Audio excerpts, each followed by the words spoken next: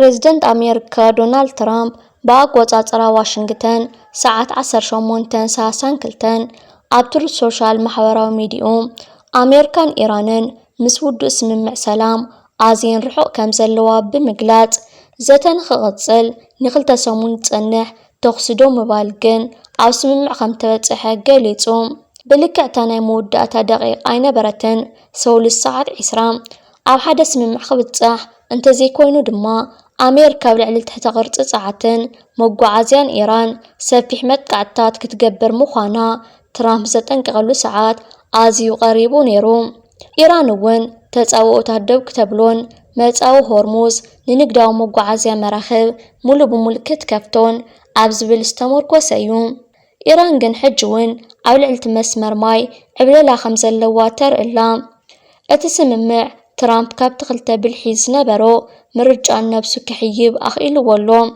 بخام تخفكرو زغني مول سلطانة لوم مشات قدم ساسيو زبل مبتعو كتقبر ويدمان دحري تمليسو تأمانتون تقبالنتون كدخم بريزيدنت أمريكا نجزا رأسون جزاو عرفت رخيبو مهلاو زكحاد أيكونن حجي أمريكان إيرانن عبزغت لخلتا سمونات أبنب قوامس من معنى ممسح أبزخل ذاته خط المداين التقوداي عن كليل كبل لعل تخول اللوم بزاقي تبتح زلو سمن معجن دحر حيالة معلتات نفلا مأوان واقع حدا برميل ندادي تحت $100 وريدوم مسا عداقات ستوك أمريكا دما آزي وسيخوم اتزخفأ تودي زبل ناي تسفا سميعت زلو يمثل مستي بسولس نقهو ترامب دار حجي نبرا خوينو كم زي ملس كتفقيو بمبال نسلطان إيران نخدم سسفرار حلوز نبرا كونتات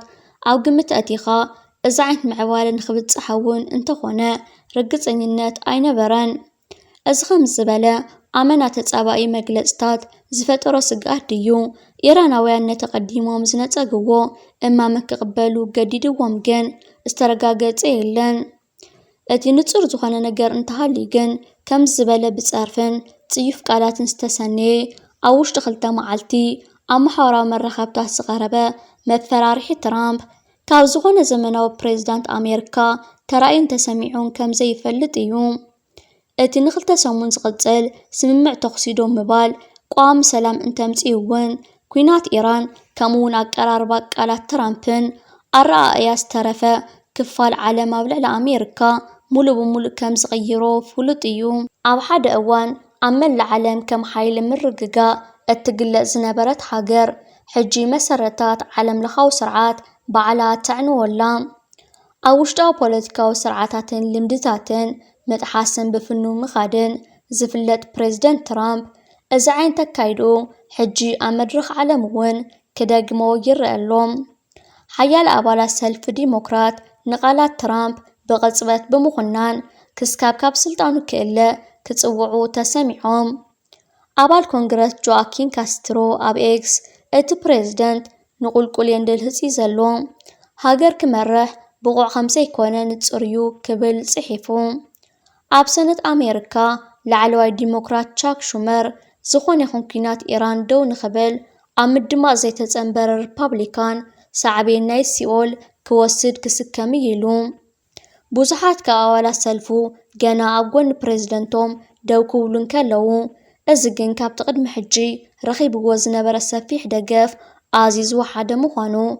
جمجامات يملكتهم أبال كونغرس ريبابليكان كاب جورجيا أوستين سكوت ترامب بزعباتي نحد سلطانة خدم ساسيو زبالو مفرح بتري نقيفهم نسون بي بي سي أبز هوا مقلتي بريزيدنت كغربو زغني مفرح حما تيو زلوم أنا 5 أسمع معلونيلو أمون محازة ترامب زغنا سنتر ويسكونسين رون جنسن ترامب بخمتي زفكرو زغني وفر مدقعت انتداء تختيلو عابي جيجا كخونيلو أبال كونغرس ناتنايل موران كاب تكساس أما حورا مرحبتات متفامو لسلطانة كم زي دقف صحيفهم إزي منتنا يكونن مستنوح إيوان أمريكا زمرح زنبرة متكلات ون زسمع معاي كونن كبل صحيفهم ብተደጋጋሚ ምስ ፕሬዝደንት ዝተባተኸት ሰነተር ሊዛ ሙርኮውስኪ ካብ ኣላስካ እውን ብቐጥታ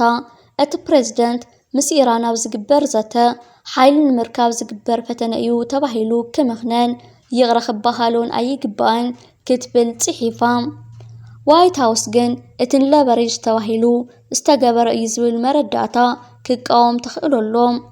ትራምፕ ነቲ ተኸሲዶ ምባል ኣመልኪቱ ኣብ ዝለጠፈ ጽሑፍ ትሩዝ ሶሻል ኣሜሪካ ንኹሉ ወታደራዊ ዕላማታታ ኣማሊኣቶን ሓሊፋቶን ክብል ገሊጹ። ወታደራዊ ሓይሊ ኢራን ብዓብዩ ተዳኺሙ እዩ። መሰረታት እስላማዊ ስርዓታ ገና ኣብ ስልጣን እኳ እንተሃለወ ብዙሓት ላዕለዎት መራሕቱ ግን ተቐቲሎም እዮም። ኣብዚ እዋን እዚ ግን ብዙሓት ካብቶም ዝተገለጹ ዕላማታት ኣሜሪካ ገና ተኣማንነት ኣይረኸቡን። ኣቀማምጣ መሰረት መደብ ኒኩለራዊ ኣጽዋራታ ዝኾነ ዝሃብተመ ዩራኒየም ኣይፍለጥን። ኣቀማምጣ መሰረት መደብ ኒኩለራዊ ኣጽዋራታ ዝኾነ ዝሃብተመ ዩራኒየም ኣይፍለጥን። እቲ ሃገር ክስካብ ሕጂ ኣብ ልዕሊ ከም የመን ዝርከቡ ዕጡቓት ሑቲ ዝኣመሰሉ ዞባዊ ውክልናታት ጽልዋ ኣለዋ። ከምኡውን ኢራን ንሆርሙዝ ብዘይ ንመሕለፊ ዝሕተት ክፍሊት ሙሉእ ብምሉእ እንተኸፈተተውን ነቲ ቀንዲ ጂኦፖለቲካዊ ማሕንቆ ዝኾነ استراتيجياوي መጻወ ንምቁጽጻር ዘለዎ ዓቕሚ ሕጂ ካብ ዝኾነ እዋን ንላዕሊ ንጹር ኮይነሎም። ድሕሪ መልእኽቲ ትራምፕ ብዛዕባ ስምምዕ ምቁራጽ ተኽሲ ሚኒስተር ጉዳያት ወጻኢ ኢራን ሰይድ ዓባስ ኣራግቺ ኢራን ምክልኻላዊ ስርሒታታ ደው ክተብሎን ምስ ዕጡቓት ሓይልታት ኢራን ብምውህሃድ ብሆርሙዝ ውሕስ ምትሕልላፍ መራኽብ ክትፈቅድን ምዃና ገሊጹ። ወሲኹ ኣሜሪካ ሓፈሻዊ ማዕቐብ ናይቲ 10 ነጥብታት ዝሓዘ ውጥን ኢራን ከም ዝተቐበለት እውን ገሊጹ። እቲ ውጥን ኣሜሪካ ወታደራዊ ሓይልታታ ካብቲ ዞባ ምውፃእ፣ ኣብ ልዕሊ ኢራን ዝነበረ ቁጠባዊ እገዳ ምልዓል፣ ንዝወረደ ዕንወት ኩናት ካሕሳ ምኽፋልን ኢራን ኣብ ልዕሊ ሆርሙዝ ንዘለዋ ቁፅፅር ክትፈቅድ ዘጠቓልል እዩ። ትራምፕ ብሓቂ ንዝኾነ ካብቶም ቅድሚ ኩነታት ክስማዕማዕ ምዃኑ ምግማት ኣጸጋሚ እዩ። እዚ ድማ ዝቕጽል 2 ሰሙናት ዝካየድ ዘተ ከቢድ ክገብሮ ከም ዝኽእል ሓደ ምልክት እዩ። ንሕጂ ግን እዚ ንትራምፕ ከፊላዊ ፖለቲካዊ ዓወት እዩ። ድራማዊ ስግኣት ብምፍጣር ድማ እቲ ዝድለ ውፅኢት ኣመዝጊብሎም። እቲ ተኽሲዶ ምባል ግን ግዝያዊ ዕረፍቲ እምበር ቀዋሚ ፍታሕ ኣይኮነን። እቲ ነባሪ ሓድጊ ዘለዎ ቃላትን ተግባራትን እቲ ፕሬዝደንት ከምኡውን ብሓፈሻ ናይቲ ኩናት ብሕጂ ዝርአ እዩ። ኩዌት ካብ ሰዓት 8 ቅድሚ ቀትሪ ብኣቆጻጽራ እታ ሃገር ጀሚራ ንሓያሎ ሰዓታት ብማዕበላዊ መጥቃዕቲ ኢራን ተናዊጻ።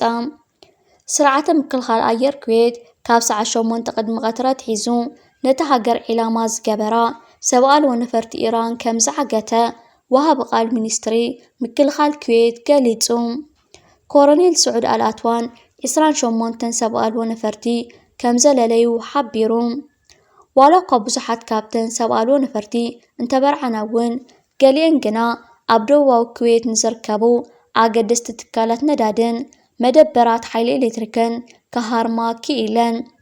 እቲ መጥቃዕቲ ኣብ መላእ እታ ሃገር ንዝርከቡ መመንጨዊ ሓይሊ ኤሌክትሪክ፣ መጻረዪ ጨዋማ ማይን ትካላት ነዳድን ብምጉዳእ ኣብ ትሕቲ ቅርፂ ነዳዲ ከምኡውን ኣብ ስርዓታት ምፍራይ ሓይሊ ኤሌክትሪክን ማይን ዓብዪ ጉድኣት ኣውሪዱ።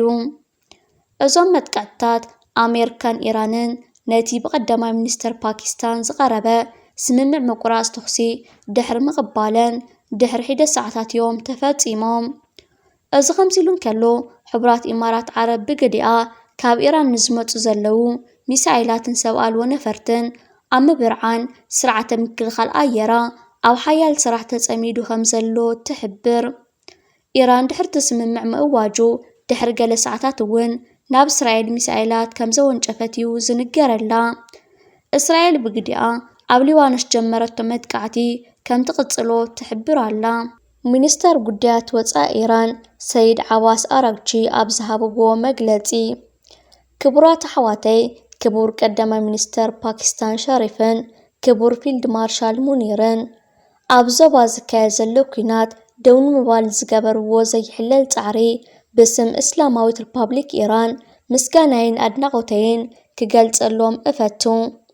ቀዳማይ ሚኒስተር ሸሪፍ ኣብ ትዊተር ዝቐረበ ሕውነታዊ ሕቶ ንምምላስ ከምኡውን ኣሜሪካ ኣብ 15 ነጥብታት ዝሓዘ እማምኣ መሰረት ብምግባር ዘተ ንኽካየድ ዘቐረበት ሕቶን ፕሬዝደንት ሕቡራት መንግስታት ኣሜሪካ ብዛዕባ ሓፈሻዊ ቅርጺ ናይቲ 10 ነጥብታት ዝሓዘ እማመ ኢራን ከም መሰረት ዘተ ምቕባል ዝሃቦ መግለጽን ኣብ ግምት ብምእታው ብስም ላዕለዋይ ቤት ምኽሪ ሃገራዊ ድሕንነት ኢራን እዞም ዝስዕቡ እውጅ ኣለኹ። ኣብ ልዕሊ ኢራን ዝፍጸም መጥቃዕቲ ደው እንተኢሉ እቶም ሓያላት ሓይልታትና ናይ ምክልኻል ስርሒታቶም ከቋርጹ እዮም። ንኽልተ ሰሙን ዝኣክል ምስ ሓይልታት ኢራን ብምውህሃድን ንቴክኒካዊ ድሩትነት ኣብ ግምት ብምእታውን ብመጻዊ ሆርሙዝ ውሑስ ምሕላፍ መራኸብ ክከኣል እዩ። ኩባንያ ዳህሳስን ኩዕታን ኣልፋ ኣብ ኤርትራ ዘካየዶ ፕሮጀክት ኣናጉሉ ዝገበሮ ሓድሽ ናይ ምኹዓት መስርሕ ተወሳኺ ነሓስን ወርቅን ምርካቡ ኣፍሊጡ። ኩባንያ ዳህሳስ ኣልፋ ቅድሚ 3 ወርሕ ኣብ ኣብሩና ንኡስ ዞባ ጎኜ ኣብ ዘካየዶም ቀዳማይ ናይ ወርቂ ዳህሳስ ሰርሑ ኣብ 17 ነቑጣታት ወርቂ ከም ዝረኸበ ድሕሪ ምሕባሩ ካብ ፕሮጀክት ነሓስ ወርቂ ኣናጉሉ ንፈለማ እዋን ውፅኢት ዘካየደ ምኹዓት ብመንገዲ መርበብ ሓበሬትኡ ኣፍሊጡ። ኣብ ደቡብ ምዕራብ ኤርትራ ወርቅን ካልኦት ክቡራት መዓድናትን ክድህስስ ኣብ 2018 ፍቓድ ዝረኸበ ካናዳዊ ኩባንያ ኣልፋ ከም ኣካል ናይቲ ኣብ መወዳእታ ዓመት 2025 መጀመርታ 2026 ዝገበሮ ኩዕታ ስዒቡ ኣብ ፕሮጀክት ነሓስ ወርቂ ኣናጉሉ ዝገበሮ ናይ ፈለማ ዳህሳሱ ናይ 1585 ሜትሮ ጎዳጉዲ ውፅኢት ምርካቡ ኣብ ጸብጻቡ ገሊጹ። እቲ ሓድሽ ውፅኢት ኩባንያ ኣልፋ ከም ዘመልክቶ እቲ ስፍሓት መዓድናት ካብ ቅድሚ ሕጂ ዝሓሰቦ ዝዓበየ ምዃኑን ተወሳኺ ነሓስን ወርቅን ምርካቡን ኣብዚ ናይ ሕጂ ጸብጻቡ እቲ ኩባንያ ይሕብር። እዚ ፕሮጀክት ሙሉእ ብሙሉእ ብኣልፋ ዝውነን ኮይኑ ኣካል ናይቲ ኣብ ኤርትራ ዝርከብ 514 ትርብዒት ኪሎ ሜትር ስፍሓቱ ሰፊሕ ፕሮጀክት ከርከሻ ኮይኑ እቲ ኣብ ኣናጉሉ ዝርከብ ፕሮጀክት ነሓስ ወርቂ ብጉጅለ ኣልፋ ብናይ መሬት ፈተነን ካርታን ኣገባባት ስዒቡ ናይ ምኹዓት ስርሑ ከም ዘካይድ እዩ እቲ ኩባንያ ዝገልጽ።